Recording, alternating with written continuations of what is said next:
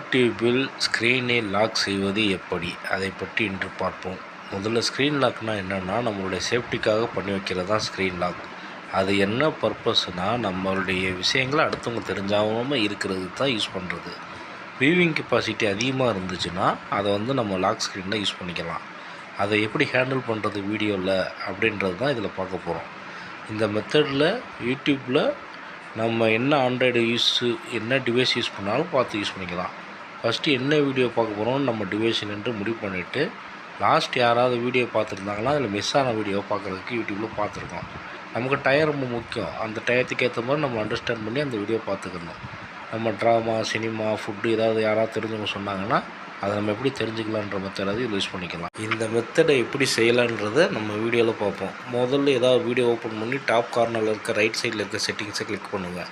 அதை கிளிக் பண்ணோன்னு lock ஸ்க்ரீன்ற option வரும். அதை கிளிக் பண்ணிங்கன்னா இந்த வீடியோ வேறு வீடியோ பார்க்க முடியாது. லாக்கான ஸ்க்ரீனை டபுள் டச் பண்ணிங்கன்னா ஓப்பன் ஆயிரும். இந்த மெத்தட் நல்லாயிருக்கும். படிக்கிறதுக்கும் நெட்வொர்க் ஹை ஸ்பீடாக யூஸ் பண்ணுறோம். பார்த்து யூஸ் பண்ணுங்கள் யூடியூப் வீடியோவை.